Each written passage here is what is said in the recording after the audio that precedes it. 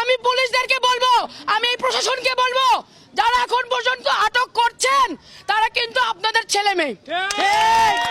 আমরা কিন্তু আপনাদের ছেলে মেয়ে, আমরা কিন্তু আপনাদের দিকে কোনো গুলি ছুরি নাই, আমরা কিন্তু আপনাদের দিকে কোনো বোমা ছুরি নাই, আমরা কিন্তু আপনাদের দিকে কোনো ধরনের কোনো অবন্যায় হোক, আপনাদের ক্ষতি হোক, এমন কিছু আমরা করি নাই। আপনারা নির্বিচারে আমাদের উপরে গুলি চালিয়েছেন, এটা আপনাদের অন্যায়। আমরা অন্যায়ের প্রতিবাদে নেমেছি, আপনারা দেখতে পাচ্ছেন আমরা সবাই হাত উঠাই, আমাদের হাতে কোনো অস্ত্র নাই, আমাদের সাথে কোনো অস্ত্র নাই।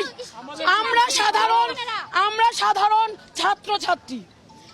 সাধারণ ছাত্রছাত্রী, দয়া করে আমাদের দাবিটা থেকে আপনারা এইভাবে করবেন না। আপনাদের জন্য আজকে বাসায় আমরা শান্তিতে ঘুমাতে পারছি না। আমার প্রশ্ন, আপনারা কি রাজাকারদের সাথে হাত মিলিয়েছিলেন?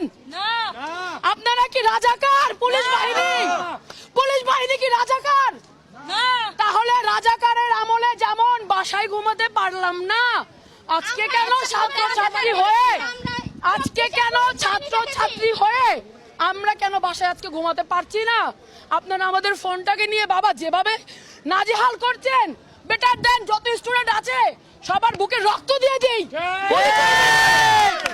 গুলি করে মেরে ফেলেন, প্রত্যেকে রক্ত দিয়ে দিই। দেখেন আমরা কিন্তু নিরস্ত্র, মেরে ফেলেন, আমরা আপনাদের দিকে কেউ অস্ত্র তুলবো না।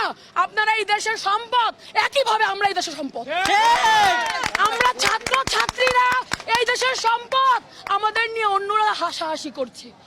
আজকে এই দেশের যে পরিস্থিতি আপনাদের জন্য, আপনাদের ভুলের জন্য, দয়া করে আপনারা আমাদের সাথে থাকেন, না থাকতে পারলে এভাবে গুলি চলবেন না। আমরা কারো না কারো সন্তান, আপনার ঘরও সন্তান আছে।